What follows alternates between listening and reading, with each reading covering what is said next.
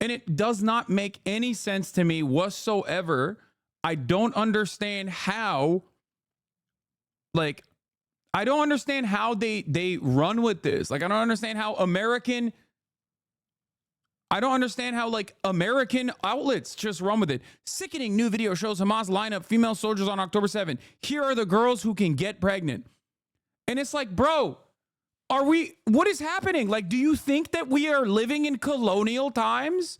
Do you think you can just be like, the angry black man is tribal and just write it on the fucking paper of record? And then because at that point, no one thinks that black people are human beings, I guess, that like no one will question it. Bro, this is 2024. There are people who speak Arabic online. There are people who can like watch the footage and go, what the fuck are you saying?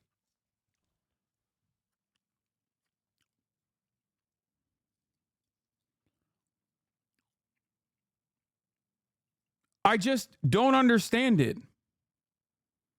I do not understand it at all. I genuinely, it's just pure racism, right? It has to be. It's just like the idea that you think you can get away with like releasing this and just expecting no one to question it is just because like, well, technically if someone speaks Arabic, they are also a terrorist. Like the audience that you're going after is basically people who firmly believe that like if someone speaks Arabic, then they're a threat. So like the people that you're trying to convince here are going to be people that like hear Arabic and go, oh, they're rapists anyway. So this just like reaffirms their suspicions. And then they're not going to go and fact check it. They're not going to go and like ask someone who does speak Arabic, right? Because anyone who speaks Arabic is a terrorist. So obviously, like it's you know perfectly crafted in the most laughable way possible. If it wasn't so damning and so insane, and the situation that they were like, I guess trying to manipulate in this circumstance wasn't already like pretty awful. You know what I mean?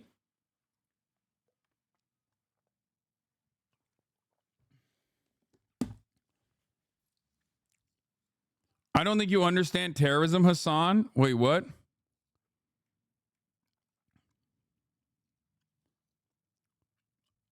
Unlike the top of the hour, oh, fuck. God damn it. I was too busy reading their fucking previous take. God damn it. Dude, why? Why you guys got to do this to me when I'm like literally in the pocket? When I'm in the pocket and I'm just locked in on the stories, you hit me with a fucking low effort ass bait, dude. At the top of the hour, nonetheless. Tech Jess, thank you for the 10 gifted subs, allowing 10 people to no longer see the ads at the top of the hour. Oh my God. He smoked you, OG. Smoked OG, you got smoked. I did.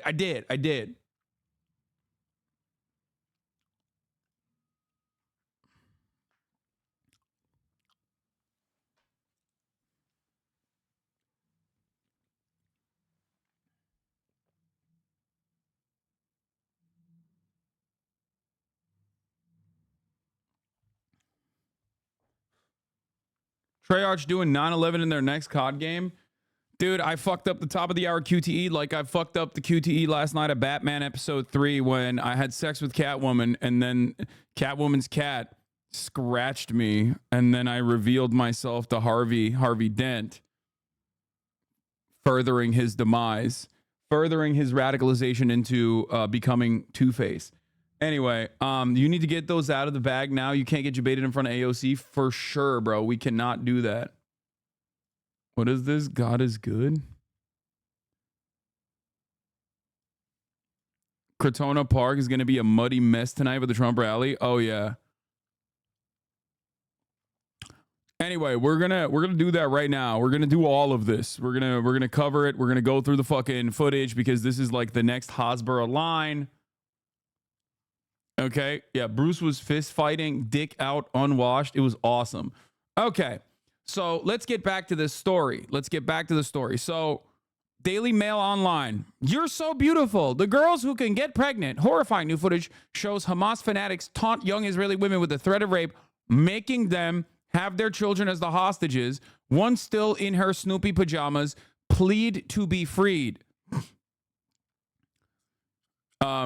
Again, it's over. The mass rape is done. The Israeli regime is honest in their desperation to cover up their APPs, ICC charges, and recognition of Palestine decided to abandon all pretense and thereby fully expose what the hoax it is. Now, the thing is, the reason why the hostage families actually resurfaced the footage, okay, was so that they could literally increase the pressure.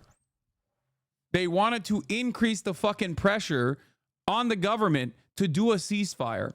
But of course, just like the way that the hostage families have, used the posters of the hostages in Israel and the way that is perceived by the broader Israeli population is very different over there in comparison to over here. Over here, we use the hostage posters to be like, see, that's why we're going to fucking murder all of them. That's why we're going to murder all of them. Meanwhile, if you're doing that in Tel Aviv, you're doing that to be like, stop murdering the fucking hostages.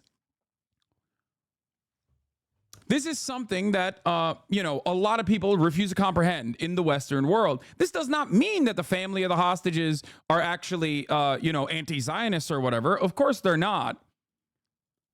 But even within the confines of Zionism, there are still people who want a ceasefire for obvious reasons.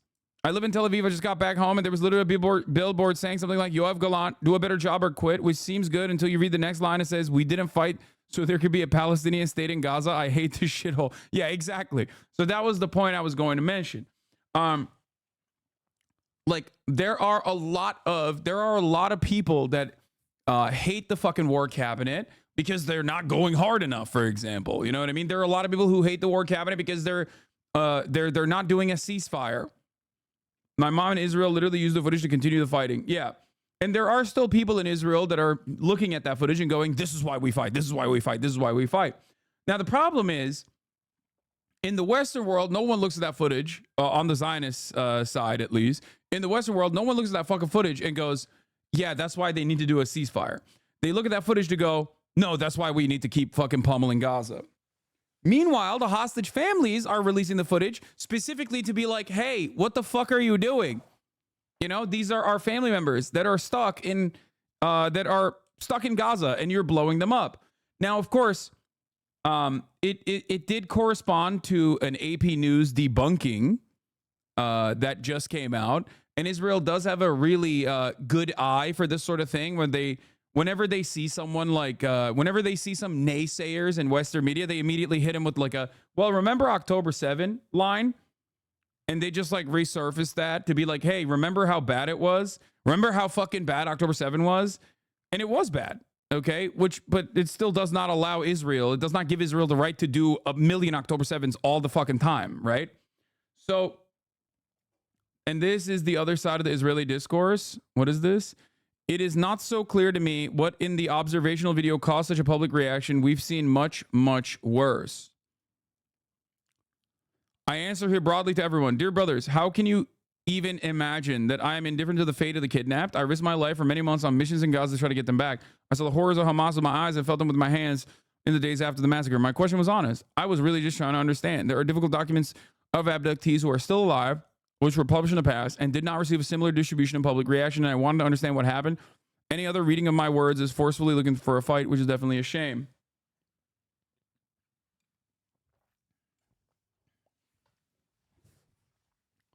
So,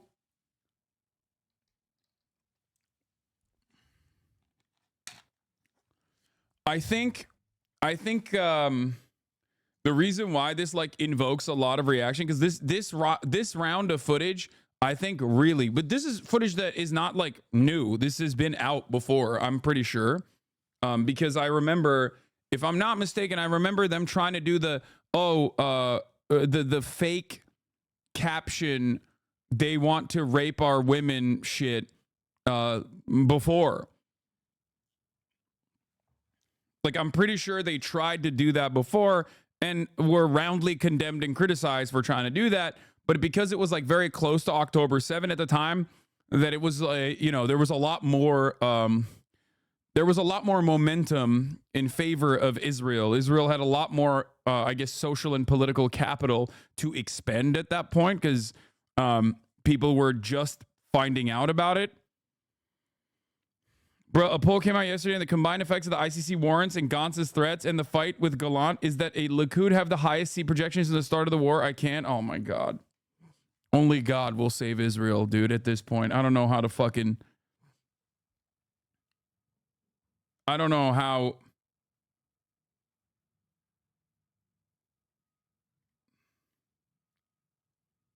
Yeah. Washington Post also has been lying and saying that Sabaya has sexual connotations. The Arabic word Sabaya does not have sexual connotations. It's playing on racist and Orientalist shows about Arabs and Muslims. Relying on the fabricated idea of translation of the word isn't journalism. Yeah. It's just, there. And that is the educated version of this. Like, that is the educated, laundered narrative. So Eunice Tarawi responds, you're stooping so low as to sexualize your own female soldiers and using them as propaganda material. The number one, the first phrase, get pregnant, is fabricated by the author. He says, here are the captured women, using the Arabic word sabaya, the plural form of sabiya, which means captured women. These are not civilians like other hostages. They are active on-duty soldiers captured from a military base, Nahal Oz military observation post. Hamas men said, those are the ones who have been killing our brothers, referring to the extrajudicial killings during the March of Return. The translation claims, these are the Zionists, but he actually said, here are the cowards, Hay al-Hamal. Israel edited the video, adding noise to obscure the original audio. What was audible as no beautiful was mistranslated as you are so beautiful to imply Hamas was complimenting the female soldiers. Another mistranslation occurred when a Hamas man said talle, which means get her up onto the vehicle. The pervert author said without her. And it's fucking nutty.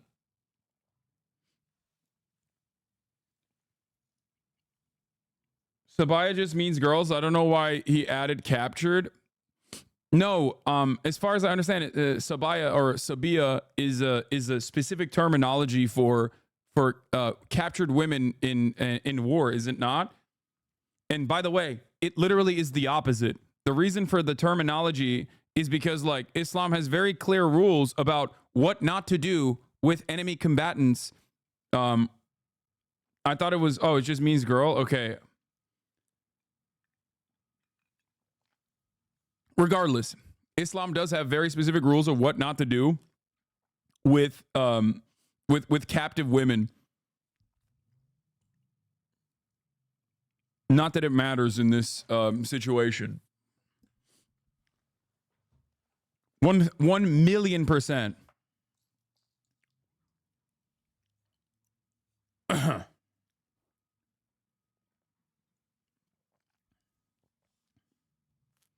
A religion having rules about something isn't an ironclad argument and shouldn't be used. This wasn't... No, you're misunderstanding what I'm saying. I wasn't saying that to be like, oh, they would never do that because of Islam.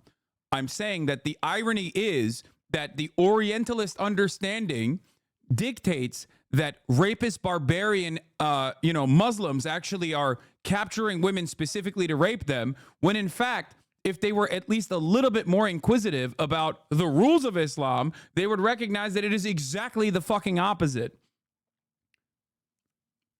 That was simply what I was mentioning here. Not to say that like they actually follow the rules of Islam or anything like that. I'm simply stating that Orientalism quite literally shows you the exact opposite, or presents the exact opposite of the supposed rules, making it seem like they are capturing people specifically to rape them with no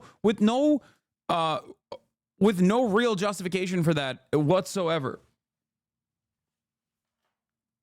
Anyway,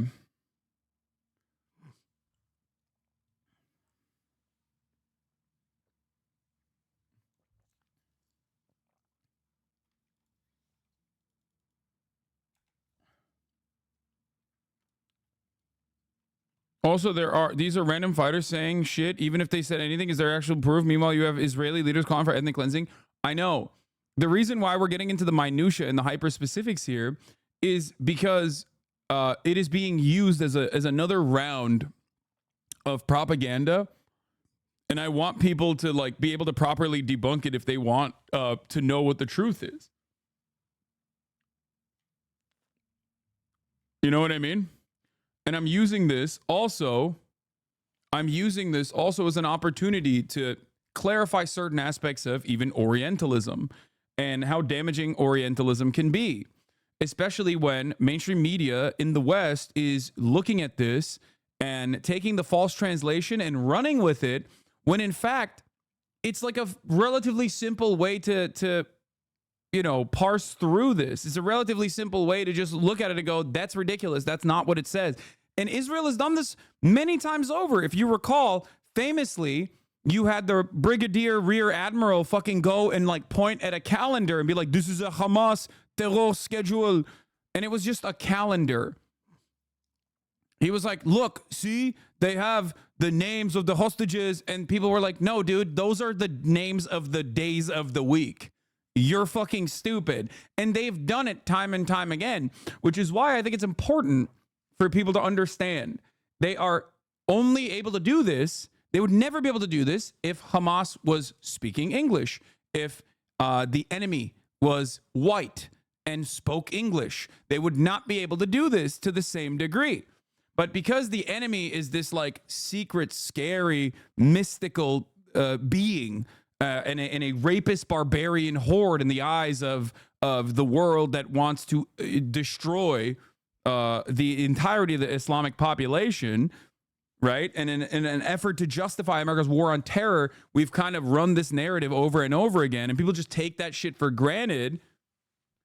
You can get away with doing this. Laughable levels of like introductory level 1 racism.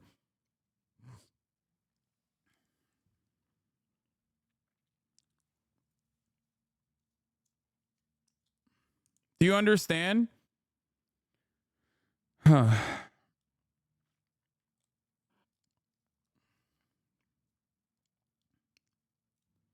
just realized Israel blocked you. Did they? No, they didn't.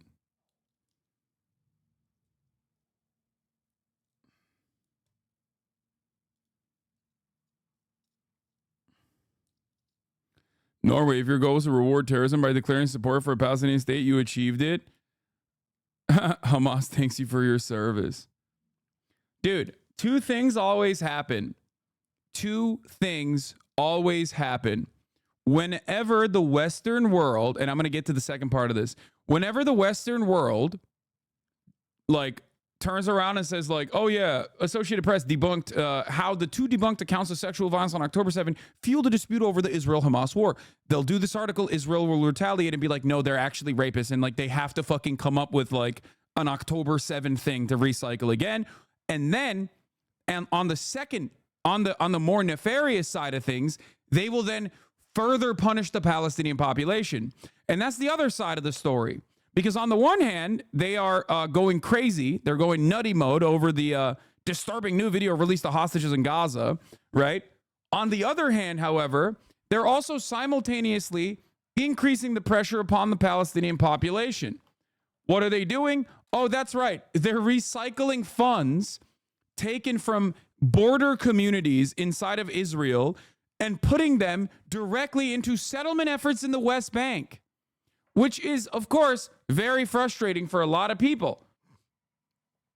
They're doing that literally, and I guess that's what you're mentioning here as well. Exactly. They're doing that right now. Why are they doing that? The timing of that is very suspicious. It's probably because every single time anyone ever says, Israel, what you're doing is wrong, they literally double down on the cruelty towards the Palestinian population. Whether it's in the West Bank or whether it's in fucking Gaza, it doesn't matter. That they only have one note. They only have one fucking note. Pretty cynical timing here. For a while now, Smotrich has had his eyes set to steal the $19 billion NIS of the Negev Development Fund, money meant for the southern communities devastated by October 7. Yesterday, he succeeded. A preliminary vote passed a law that would nonsensically redefine the Negev to include South-West Bank settlements, thus funneling these desperately needed recovery funds towards settlement and outpost expansion. Every time this government mentions hostages and October 7's victims, they don't care. Exactly. They don't give a shit. They don't give a shit about the Gaza envelope. They don't give a shit about fucking the Negev communities. They only care about being more and more violent to the Palestinian population as best as they can. They literally have one note, and it's so transparent. You can always count on the Israeli government to go, oh my God, someone fucking said that we're actually in the wrong. Well, guess what? These Palestinians are now going to suffer because of that. It is just pure evil. It is pure evil. This is what I mean when I say the arrogance and the entitlement and the bloodlust of Zionism will lead to its inevitable demise. Okay? It is like comically, it is comic book evil shit. It's fucking crazy. Anyway, let's watch this and then we'll get to it. Disturbing video of hostages in Gaza. It's just come out. It shows female Israeli soldiers who it's believed are being held by Hamas. It was released by the hostages' families to pressure the Israeli government to make a deal to bring them home now. MTS Tayeb has more on this story. Israeli protesters had one message for their government: free the hostages. At least they're admitting that these are soldiers, by the way, and not like little girls or some shit. Demonstrations were triggered by the release of a graphic video showing 5 female soldiers in Hamas captivity, made public by their families. I want the world to know that she's more than a poster. Sasha Aryev's 19-year-old sister Karina is seen in the video. A few girls like in pajamas, blood covered, terrified. And you just can't imagine, even when they're speaking to them, I don't think the girls realized, because they do not know the language, you are so pretty, you. Sorry if you covered it, but can you run down the difference between hostages and prisoners of war when it comes to soldiers? Yeah, no, they're literally prisoners of war in this situation. They're enemy combatants that were captured in an offensive campaign. The difference, however, is that they're literally fucking IDF soldiers that were captured in a fucking military base, whereas Israel will literally do collective fucking dragnets all the time, both in the West Bank where there is no Hamas and also in the Gaza Strip since its siege. And we'll just say every single man is a soldier. Every single man across the board. And then they'll fucking torture them in their torture facility. And then they'll release them after a couple days or weeks of torturing them. Anyone over the age of 15 all the way up to 65 is considered an enemy combatant and a functioning member of Hamas in the eyes of the Israeli military, at least for the duration of their torture. They'll fucking dragnet them. They'll strip them. They'll film the entire process. As you guys saw, you saw the footage. They'll make them do like, fun little bits where they'll be like, here, hold this AK for a second. Okay. Hold this AK for me, please. And then they'll just they'll send them, they'll ship them off into the fucking desert in a torture facility.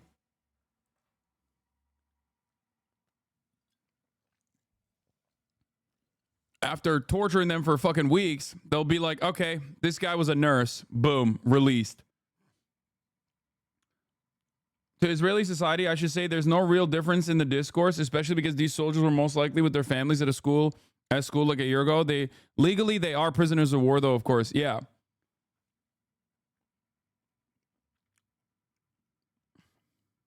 You are the girls who will get pregnant. Hamas has released a trove of October 7th propaganda videos.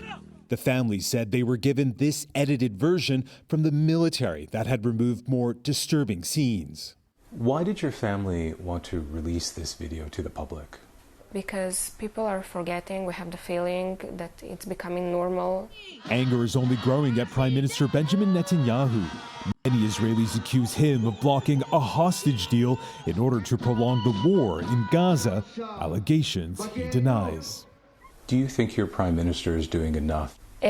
I came across a video from October 7 where a group of festival attendees were huddled into a large shower stall and Hamas threw grenades in the room. I really don't know how we resolved this issue. Yeah, I mean, there's horrifying footage from October 7. Like, I've seen them too. Like, the Hamas militants literally fucking opening fire. Like, they're doing mass shootings at porta potties and shit like that. Like, absolutely. A lot of people personally think that like the way that Palestinian resistance conducted themselves has to be perfect or was perfect. Like they have this weird belief that like, no, Palestinians are these like mythical beings. Like, no, your brain is broken by TV. Okay, you've watched too much TV. In the real world, although one side is objectively worse than the other, no one is a perfect victim. Okay? And the Palestinian resistance is, of course, not going to be perfect in the way that they resist against the apartheid state, which is precisely the reason why we look at the overarching moral failure here.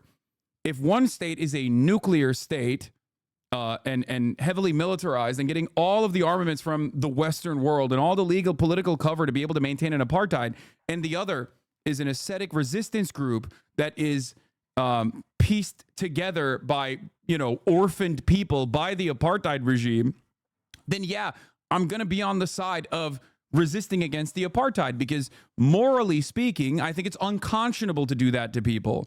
Okay? And the reality of the matter is that those people who have been fucked over in incredibly dramatic, unimaginable ways, when they lash out, when they conduct any kind of military incursion into Israel proper, when they do horrifying things to the Israeli civilian population that doesn't deserve it, mind you, okay, in what I would absolutely consider an act of terror, that still does not change the dynamic for me, even a little bit, okay? There is a lot more than October 7 for the Palestinians, for the Palestinian resistance groups, for Hamas or Al-Qassam or any number of these brigades. There's a lot more than October 7 for them to even come close to the harm that Israel conducts on a daily basis when they're not actually having a military siege, when they're not actually doing an ethnic cleansing campaign. This is something that a lot of people don't understand.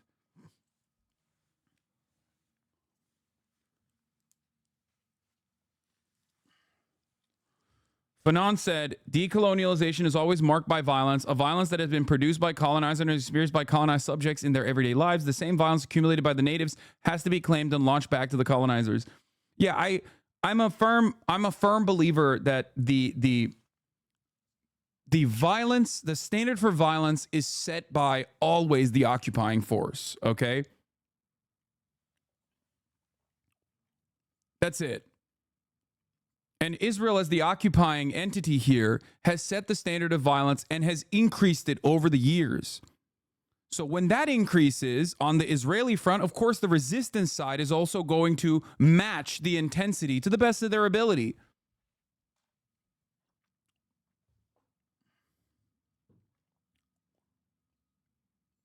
But once again, when you look at like a Palestinian militant knowingly throwing a grenade into a civilian, into a crowd of civilians at a fucking at a rave, at a techno rave in the middle of the desert, right next to a concentration camp, mind you, but still, right? You go, that's unconscionable. That's so crazy. But we, in the Western world especially, have no way to contextualize, to understand the machine of death that Israel has created in the Gaza Strip. Because you think of how personal that is, right? You see a guy, it looks like it's a dude doing mass shooting and using grenades, right? That's something you can comprehend, right? That's terrifying. Imagine if that happened to you when you went to a techno concert, if you went to the EDC and they did some shit like that, right? But you can never understand entire city blocks being wiped out by laser-guided munitions, 2,000-pound bombs, killing every fucking family deliberately with AI targeting. Like, that's so beyond the pale for us. And I think that ends up creating a little bit of cover for Israel, because we're conditioned into thinking like blown up city blocks, that's Middle East shit. You know, they probably had it coming. Who knows? But the personal violence that you see, people actually fucking using weapons to shoot people, that's something that you can comprehend, especially as an American. Certainly, it's like waving a plate of meat in front of a starving lion. The dynamic hasn't changed for me either. I just have a hard time seeing the end of this being productive. I just want to be optimistic, but old Joe's going to see that footage and keep throwing more weapons into Israel. No, old Joe doesn't need to see that footage. He's already hallucinating the footage. Don't fool yourself. He literally has time and time again lied about what kind of footage he has seen. And there's plenty of fucking gruesome shit that you could look at from October 7. And yet, for some weird reason, old Joe still keeps making up other shit. The word you're looking for is nexus. Proximity contributes to our biases.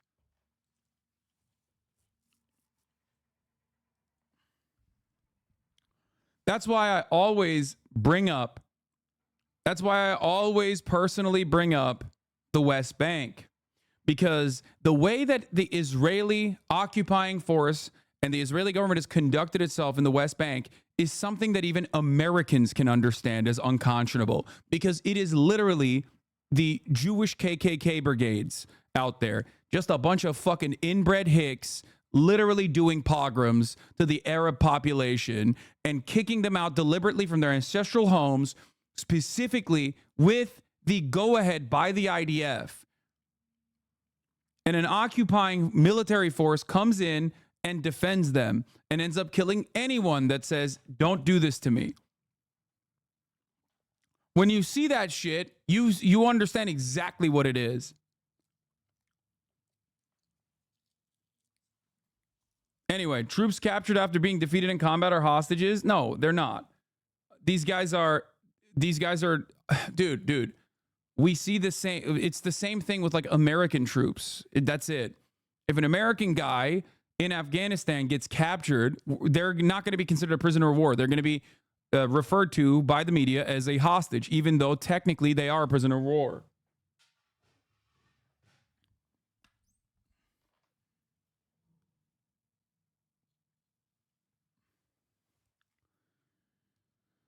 Then it's not a war crime when they're mass shot up. Why do we keep pretending resistance is a war crime is justified and legal even under half-ass international law? No. Dude, come on. I don't know why we still have this fucking conversation. You're not going to be able to convince me on this issue, okay? I have an understandable distaste for targeting civilian populations. I think that you should too. And it's both for, it's both for the playing a political purpose, but it also is something that I'm genuinely against personally. They're active members or reservists or armed settlers. How are they civilians? Yeah, dude. There were plenty of people who were not any of those things. Okay, you're ridiculous.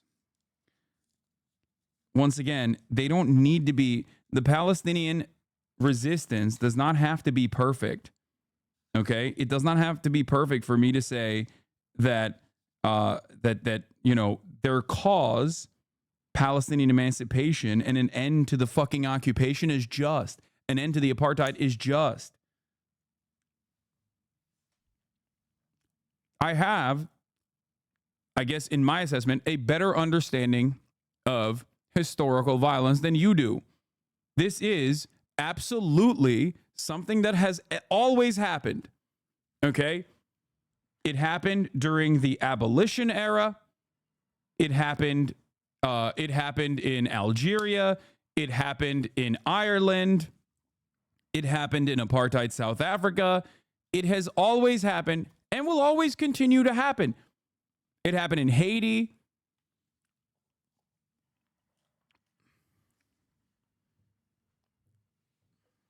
It will never not happen.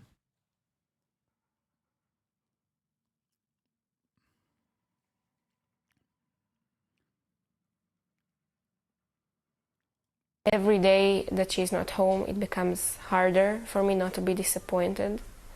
But if I won't believe, I won't come out from my bed in the morning. So you have to believe she'll come home. Yes. For CB.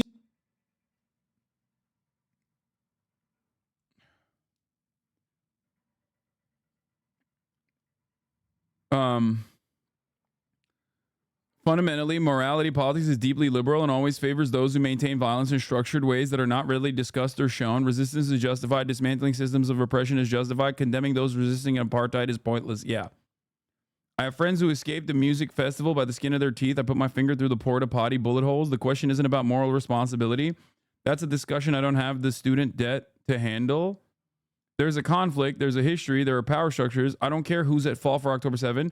I care about what material systems drive the conflict and who holds the power and what can we do to achieve a just resolution of the conflict. Exactly. 100%.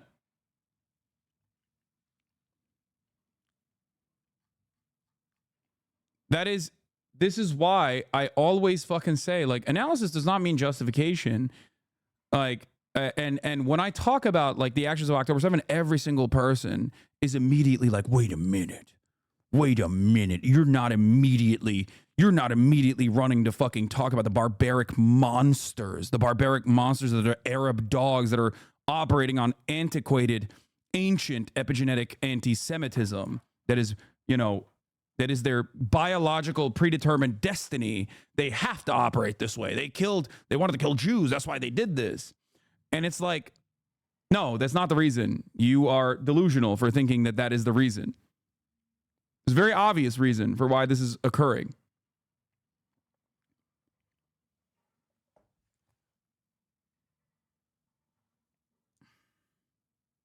I recently saw a Piers Morgan interview, and the questions he was asking didn't make sense at all, and you were furious about it? Yes.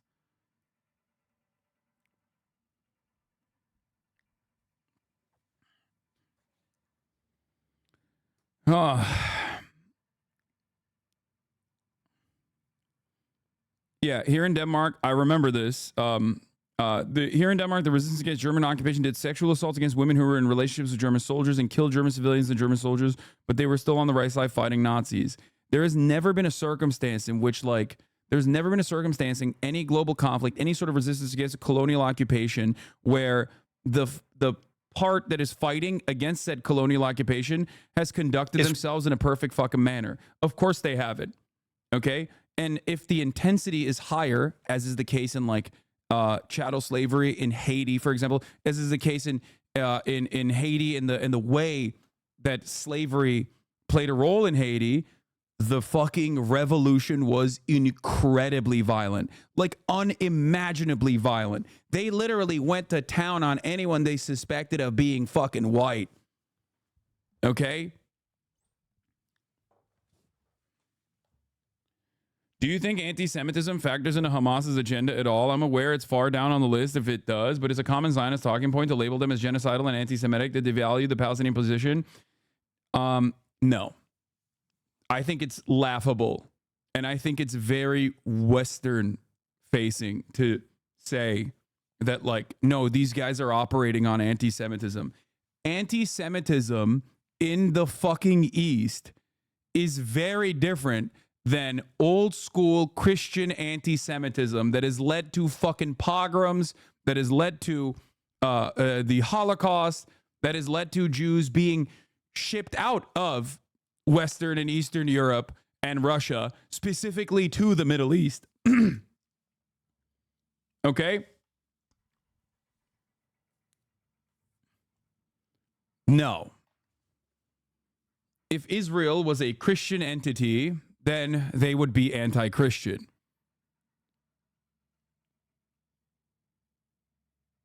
The reason why many in that region make no distinction between Zionism and Judaism is because Israel in the region does not make that distinction at all, and as a forward PR campaign will regularly marry Judaism with Zionism. That is the reason why we say Israel makes Jews less safe. It's one of the many reasons.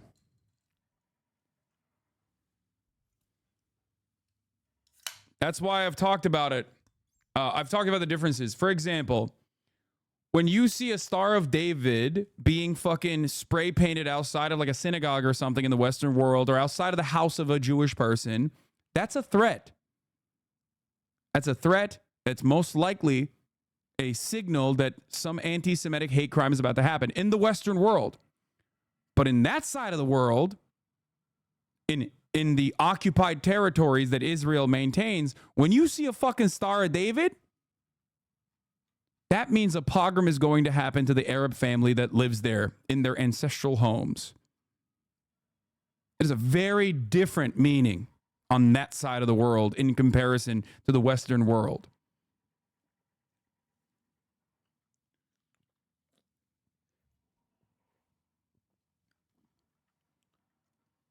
We'll get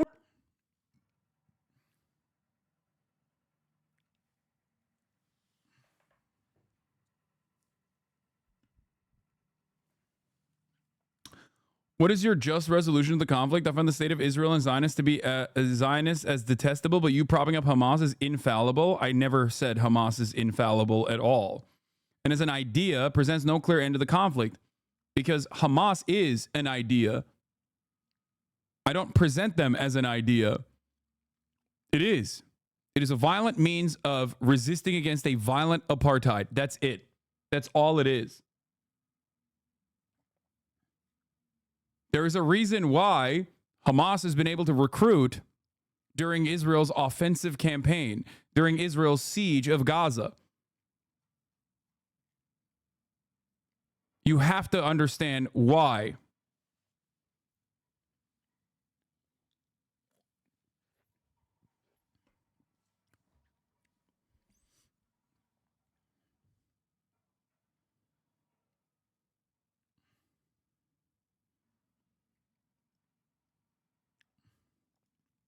Here it is, yeah. Biden officials have become increasingly concerned that Hamas has been able to recruit during wartime, thousands over the last several months, allowing the group to withstand months of Israeli offensives. And for the record, right now,